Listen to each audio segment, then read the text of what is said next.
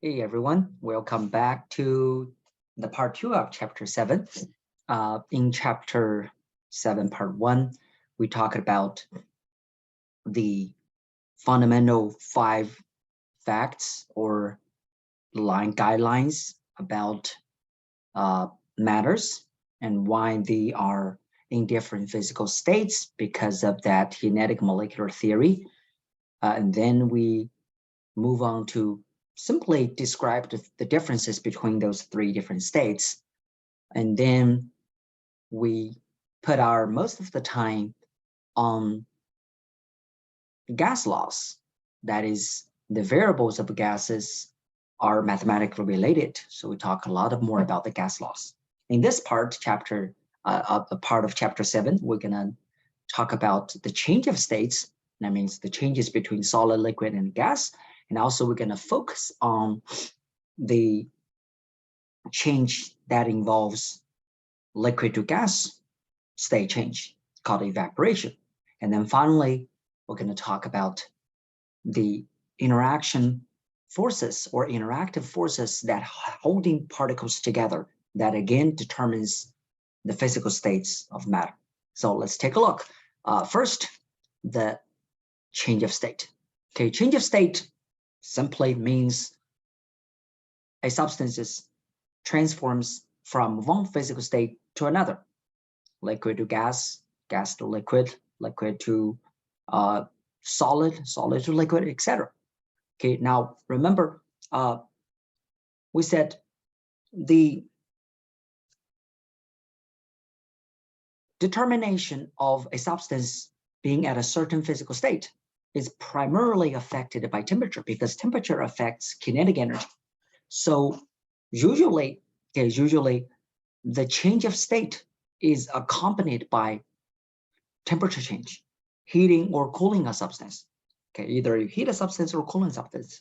But sometimes besides temperature change, pressure can also be a factor because pressure sometimes can control the volume of some substance, especially for a gas. Okay, so most times temperature will affect the state change. And also change of state. Okay, change of state simply means change from liquid to solid to gas, gas to solid to liquid. It does not change the identity of our substances. So change of state or changes of state are all examples of physical change. Okay, physical change. Okay, here this chart, okay, very nice chart showing you the changes between 3 different states: solid to liquid, liquid to solid, liquid to gas, gas to liquid, and also solid to gas, gas to solid. You can see because you have 3 physical states, you got 3 pairs of state changes. Okay, from liquid to gas, we call that evaporation. Okay, evaporation. From gas to solid, we call that condensation. From solid to liquid, melting. From liquid to solid, freezing. From solid to gas, directly from solid to gas, it's called sublimation. From gas to solid, it's called deposition. Okay, deposition. Directly from gas to solid, deposition. So these are the names, and also, again, what the name means, what type of change it means. Now, if you also notice that, like we said, the change of state all usually accompanied by what? By the change of temperature. Okay, so you can see that out of those 6 changes, 3 pairs, 3 changes, 3 directions involves absorbing heat.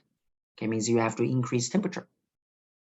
Okay, that is from solid to liquid, liquid to gas, or from solid to gas. You can see those 3 pink directions. Okay, basically it's changing from the liquid and gas direction. Okay, the particles are more and more separated. Okay, kinetic energy increases. And the other direction, the opposite direction, from gas to liquid, liquid to solid, or gas to solid, that means become more holding up. And those 3 directions will release energy, mean temperature will decrease. Okay, and so we give these 3 or 2 types of change an official name for each type. The one that energy is absorbed, okay, then that one energy is absorbed direction, again, evaporation, melting, and sublimation. These 3, energy is absorbed. We call those processes endothermic process. Endothermic process means energy is absorbed. You need absorbed energy, increase temperature. The opposite processes, condensation, deposition, and freezing, releases energy. And we call those exothermic process. Okay, exo means release energy, exothermic process.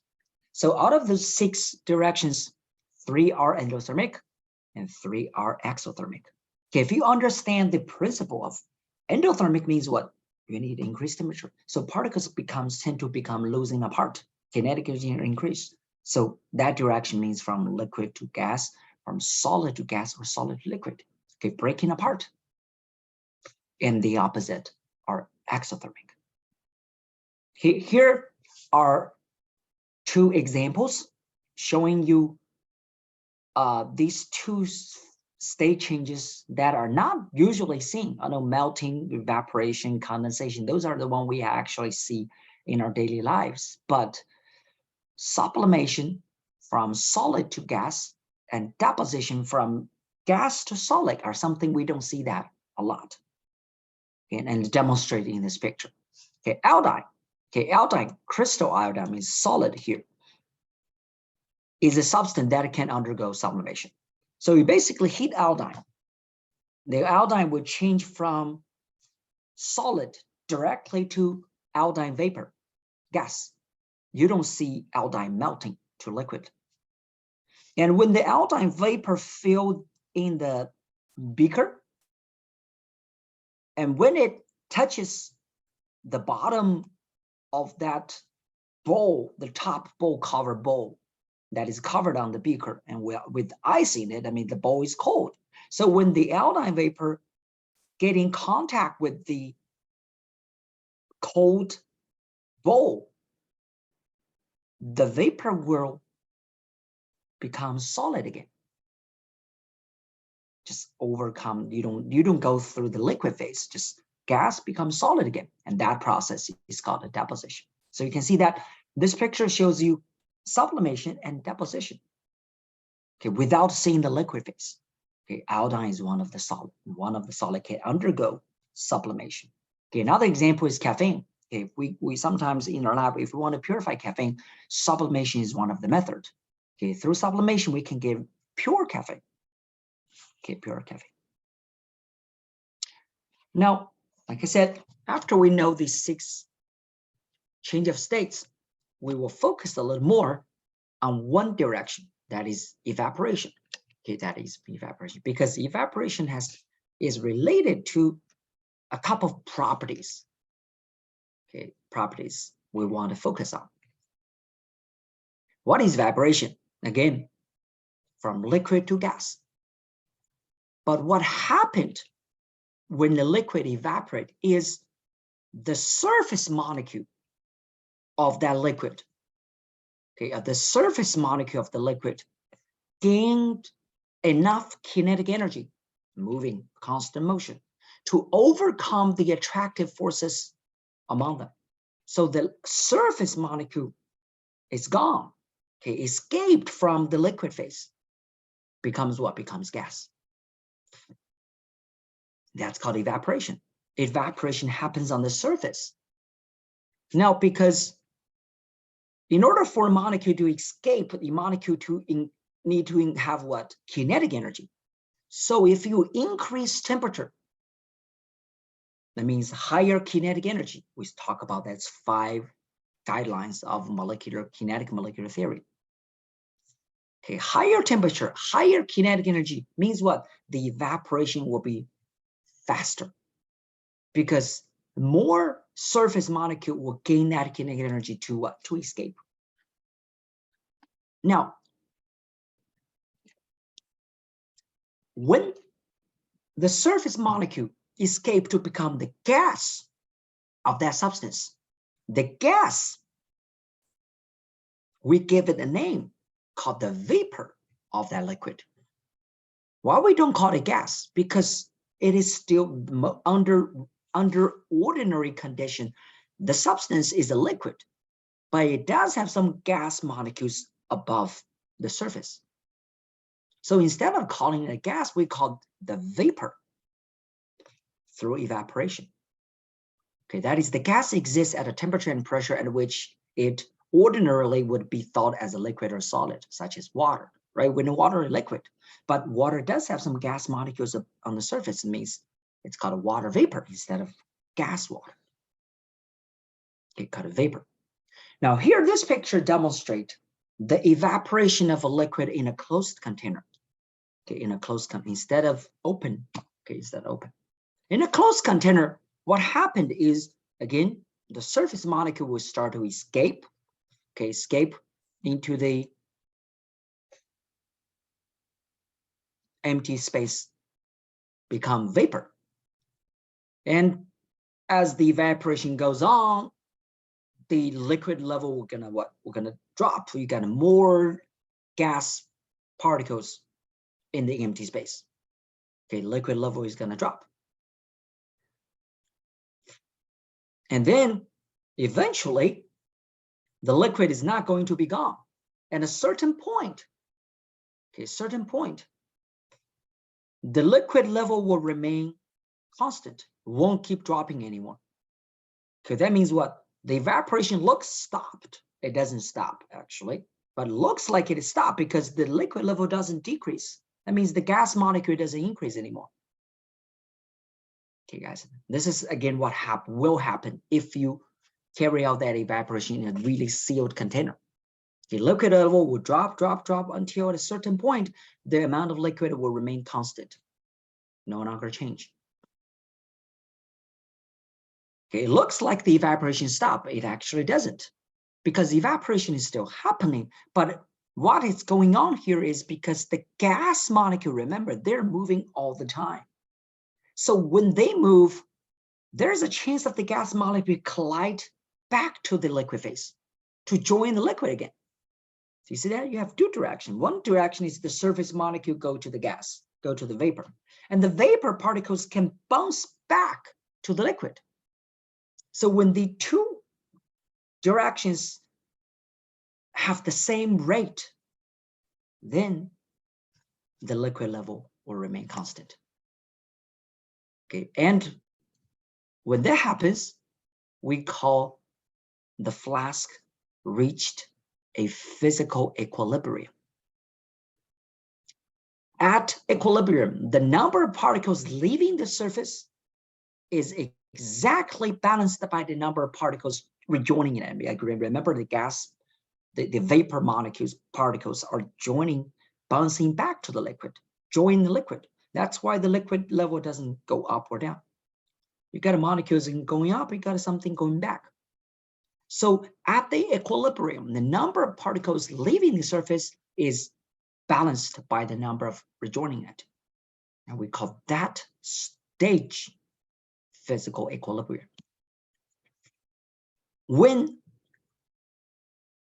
the system reaches physical equilibrium, okay, which is physical equilibrium, the gas, again, we call that pressure. The particles in the vapor called vapor. The particles, okay, the particles in the vapor colliding the inside wall will exert a pressure of that gas. Vapor is a gas. And that pressure is called the vapor pressure of the liquid. Very important concept, vapor pressure. Okay, vapor pressure of the liquid.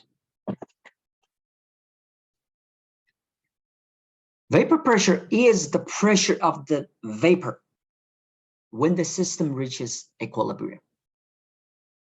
Vapor is a gas. It depends on two things, the magnitude of the vapor pressure.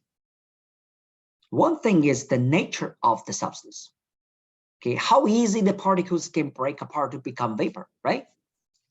If the forces is strong, then the particles is not easy to go to escape to become vapor. So vapor pressure will be low. If the forces is weak, the particles can break apart easily to join the vapor. So the vapor pressure will be high. So that's one thing determines the magnitude of vapor pressure. Another thing that determines the vapor pressure is the temperature. Again, temperature affects evaporation. Higher temperature, okay, higher temperature, more particles will gain the kinetic energy to become what? To become vapor. So vapor pressure will be higher at higher temperature. These are two important factors affecting vapor pressure. And finally, if we have a substance that usually has high vapor pressure at room temperature, like a regular temperature, even in that case, the substance have high vapor pressure. That means the particles interaction is very weak. And we call those substances volatile substance. Okay, volatile means what? The vapor pressure is very high. A lot of particles can evaporate, become gas, such as gasoline, right? Gasoline. When you add gasoline, you can even smell it around the gasoline pipe gun. Why? Because gasoline is very volatile. Vapor pressure is high. Okay, here this picture shows you one of the factor, temperature. Okay, you can see that the temperature, under different temperatures, the vapor pressure of water. Okay, very straightforward, vivid relation. You can see that as temperature increases, the vapor pressure of water increases, right? Higher temperature, higher vapor pressure, from 0 to 40 degrees, from 50 degrees to 100 degrees Celsius. And keep in mind, at 100 degrees Celsius, the vapor pressure is 760. Okay, I don't know if you noticed that. We're going to talk about right away. Okay, at 100 degrees, the vapor pressure of water will increase to 760. What is 760? We're learning this first part. It is atmosphere pressure. So what is that this about? Let's take a look. Remember, as you increase the temperature, the vapor pressure will increase for a liquid because more particles are going to escape on the surface to become vapor. When the vapor pressure increase too high as you increase temperature, so high it is equal to the external pressure of the liquid. If it is open container, the external pressure will be the atmosphere pressure, like you're pouring something in an open beaker, right? The external pressure will be the atmosphere pressure.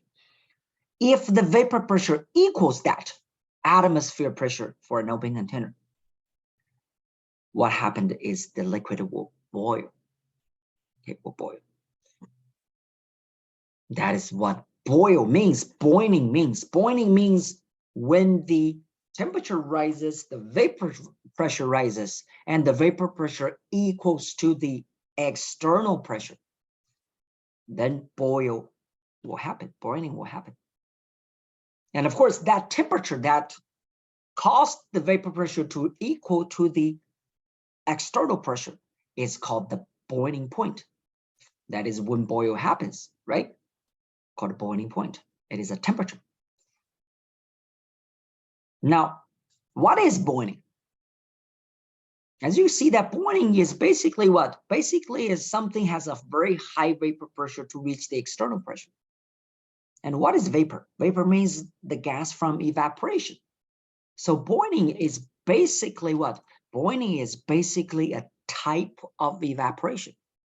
The difference between regular evaporation and boiling is normally evaporation happens on the surface. Okay, you can see this picture happens on the surface evaporation.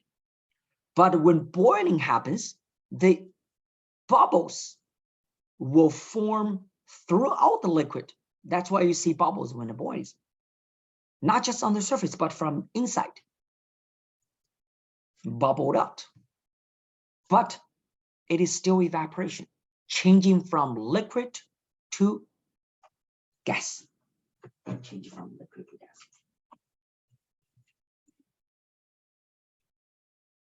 Why it could change from, why it can bubble from inside? Again, the vapor pressure is so high at that temperature, it equals to the external pressure or the atmospheric pressure if it is open. Now, we know the vapor pressure has to equal to the external pressure to boil. So that means if the external pressure is low, the vapor pressure gonna reach that external pressure easy, right? When vapor pressure is low, when the external pressure is low, the vapor pressure is going to reach the external pressure easier. So if that's the case, the boiling point is going to be lowered if the external pressure is lowered. In what case the external pressure can be lowered? When you have a high elevation, such as like a high mountain. Okay, we know at sea level, okay, like here, sea level in New York City, the atmospheric pressure is 760. We talked about that in chapter first part. But if you move on a mountain, such as Salt Lake City, Colorado, or Alaska, or even Mount Everest, you can see that the pressure is actually much lower than the regular atmospheric pressure. If the external pressure is lower, it means what? For water, for example, then the vapor pressure of water can reach that at external pressure a lot easier than sea level. So the boiling point of water will be lowered. You can see that the boiling point of water will be lowered. Regular boiling point is when the water boils at atmospheric pressure. The vapor pressure of water equals to atmospheric pressure, which is at 100 degrees Celsius. But when you increase the elevation, the atmospheric pressure is going to be lower. Then the boiling point will be lower because it's easier to reach the atmospheric pressure. In another way, on another hand, if you don't lower the atmospheric pressure, but increase the atmospheric pressure, such as in a pressure cooker, sealed pressure cooker, high pressure cooker, that is higher than atmospheric pressure. You can see this is the pressure inside pressure cookers, 1.3 atm, 1.6 atm, or 2 atm, 2 atmospheric pressure. You can see the boiling point of water actually what?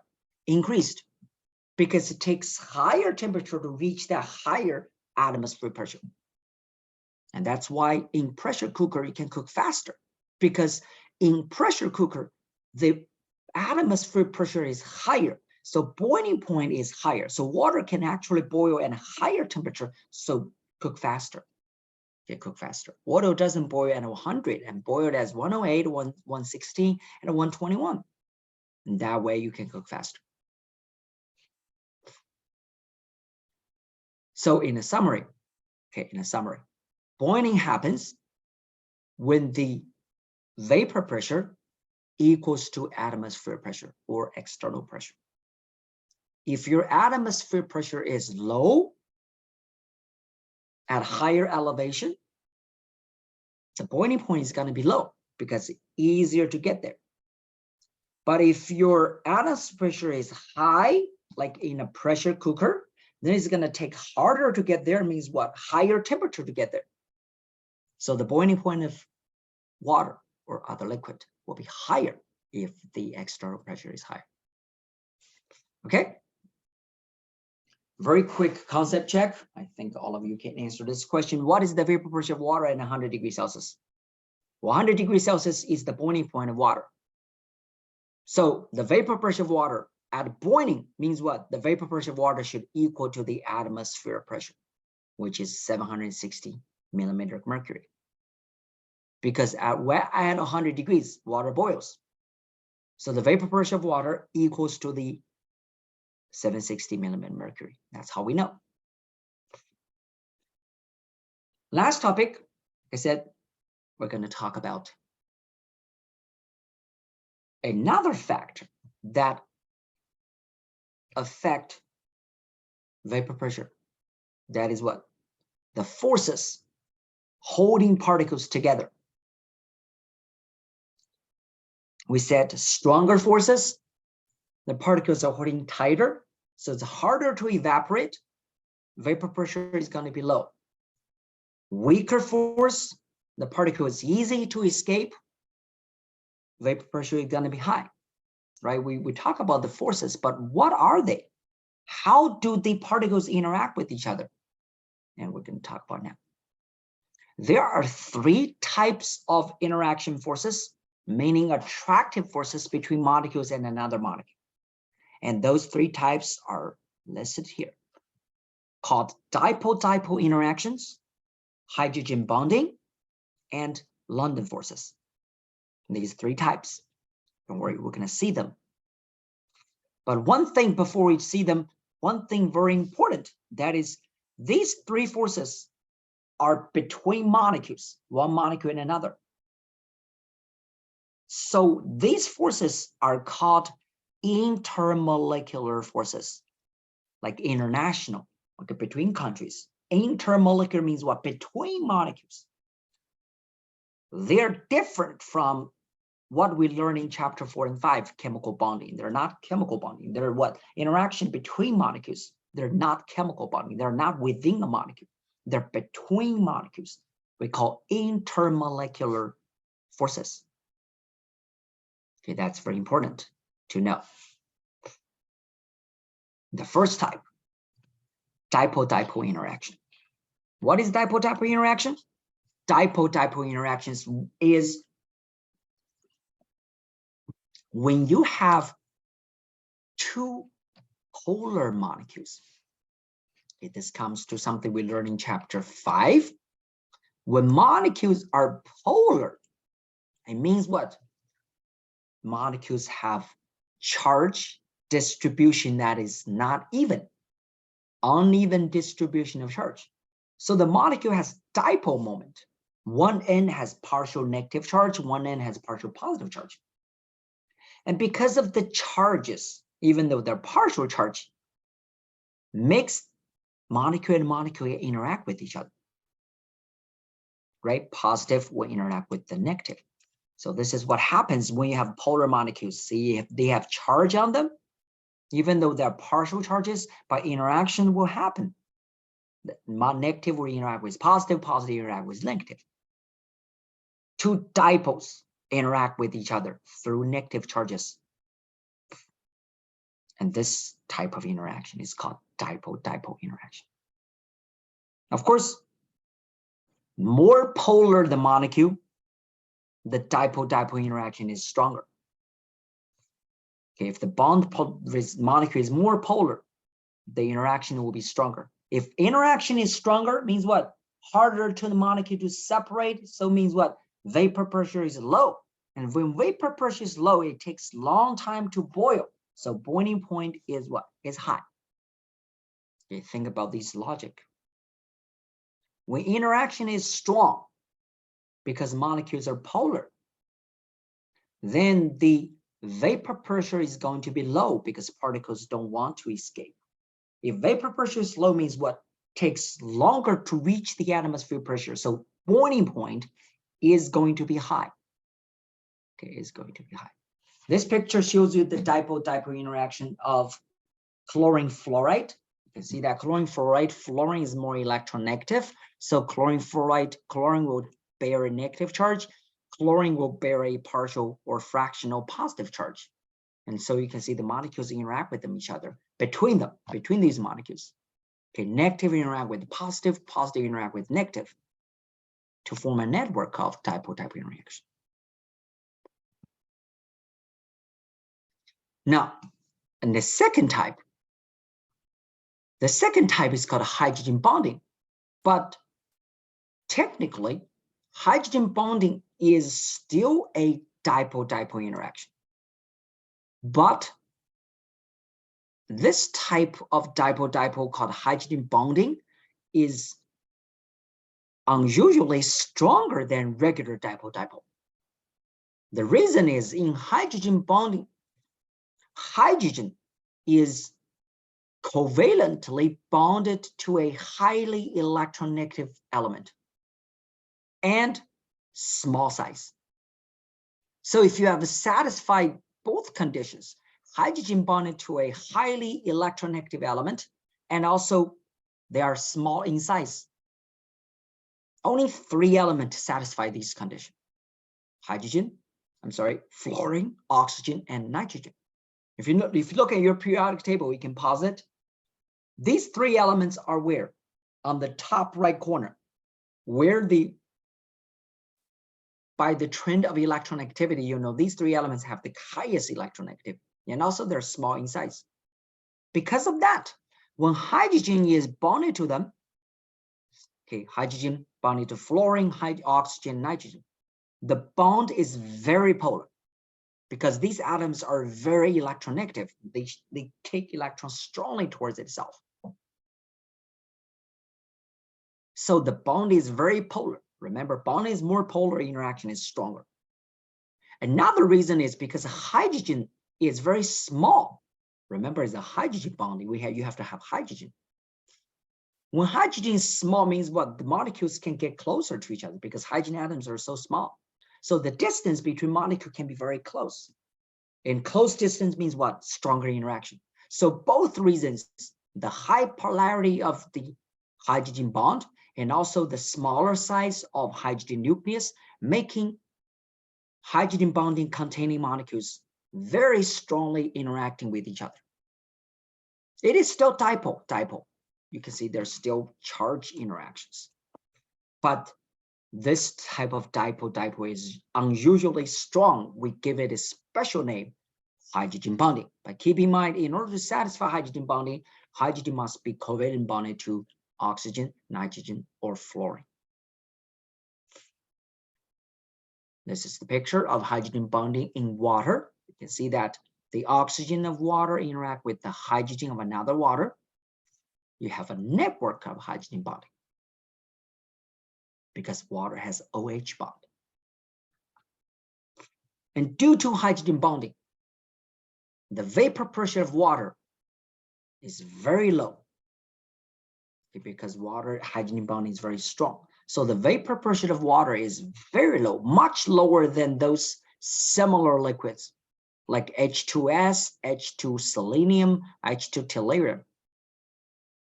And because the vapor pressure is very low, the boiling point of water is actually very high compared to others, compared to the H2 something of the group 6 element, H2O, H2S, H2Se. The boiling point of water is unusually high. Why? Because the water has hydrogen bonding. Now, hydrogen bonding makes water strongly interacting with each other, so the vapor pressure is very low, hard to water to evaporate. So the boiling point of water is very high. That's the evidence of hydrogen bonding.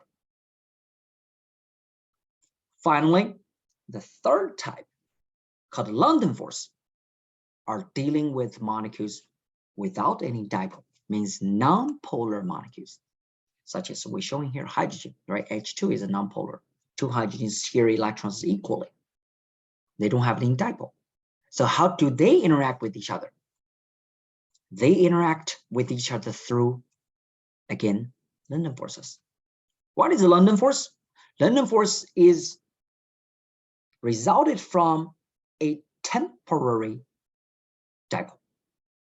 That means molecules collide with each other. They're in constant motion. So all of a sudden, hydrogen molecule A may have a momentary dipole or temporary dipole, or called instantaneously dipole. Okay, just all of a sudden have a dipole. And then because of the dipole in molecule A, it has charges on both ends, which will induce the neighboring molecule B to also have a dipole. Because the negative charge or positive charge on one end of A will induce another charge on the end of B. If it is positive here, you can see that. Let me erase that. If it is a positive charge here, they will induce a negative charge there. But both are what? Temporary. Okay, temporary. but still, even temporary, you still get a tiny bit of charge interaction. And that tiny bit of weak temporary interaction is called London forces. Okay, they're weak, but they're important for these non-polar molecules because they don't have dipole, they don't have real charge. They only have these temporary charge and also induced charge. Okay, induced charge. Now, because London force is charge induced by temporary dipole, so larger the molecule or atom, easier for the electrons to be induced. We give it a special name called easier for the molecule to be polarized. Okay, polarized. So for molecules of similar size, similar sequence or series, larger in size, the London force is going to be stronger because easier to what? To get a induced dipole. So you can see here all the noble gases. Okay, all the noble gases are nonpolar. From top to bottom, the sizes gets bigger. You can see the boiling point gets higher. Why? Because when the molecule gets bigger, the London force is stronger. Stronger means what? Lower vapor pressure, higher boiling point. Very similar, halogens, fluorine, chlorine, bromine. When the molecule gets bigger, from fluorine all the way to bromine, the London force stronger. London force stronger means vapor pressure is lower. Vapor pressure lower means boiling point is higher. You can see that boiling point is the highest for bromine. Bromine is actually a liquid. It's no longer a gas because the boiling point is high. It's 59 degrees Celsius, can exist at room temperature, even though it is volatile. All right, so that's all about the different forces. And we have a few practice to show you if you understand these forces and can determine different types of forces if I give you different types of molecules. Okay, the first question, with respect to intermolecular forces of a liquid, which one is the strongest? The strongest so far we learned is hydrogen bonding because hydrogen bonding is a special type of dipole-dipole. Okay, the strongest is hydrogen. The weakest is, of course, London force. Which has the stronger intermolecular forces? Carbon monoxide or nitrogen? If you look at these two molecules, okay, nitrogen we know is what? Nonpolar because two nitrogens. Carbon monoxide is polar because carbon and oxygen.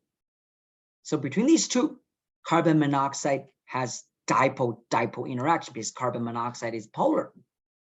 If carbon monoxide has dipole-dipole interactions, carbon monoxide has stronger forces because dipole-dipole is stronger than London force. Which of the following has stronger forces? Carbon monoxide or water? They're both polar now. When the water is polar, carbon monoxide is polar because water is bent. Okay, it's something we learned in chapter 5. If you have one to pause, you can go to chapter 5 to take a look. Okay, water molecule is polar. Carbon monoxide is also polar because carbon monoxide is a diatomic. Okay, the bond is polar, the molecule is polar. So both are polar. Which one is stronger? We know water contains OH bond. If it is contains OH bond means what? Water will have hydrogen bonding. Hydrogen bonding is stronger than regular dipole-dipole. So between CO and H2O, water has a stronger force. Another one, asking you to draw the Lewis structure for C2H6O. Okay, draw two structures. I provided two structures here already. Both of these molecules provided here are C2H6O. The left one is called ethanol. The right one is the dimethyl ether. I leave this up to you to take a look at their structure and determine which one will have higher boiling point. Remember, the one with higher boiling point, vapor pressure is lower. The interaction forces is stronger. Take a look which one. It's actually very easy to tell based on the knowledge we've learned so far. Okay, I'll leave it up to you. Right, that is all for chapter 7, especially second part. Make sure you know the relations of what's going on for evaporation And what is the relation between forces, temperature, vapor pressure, atmospheric pressure, and also boiling point? What's the relation between them? And also know the 3 types of intermolecular forces. And if you have any questions, please feel free to message me. Bye now. We'll see you in chapter 8.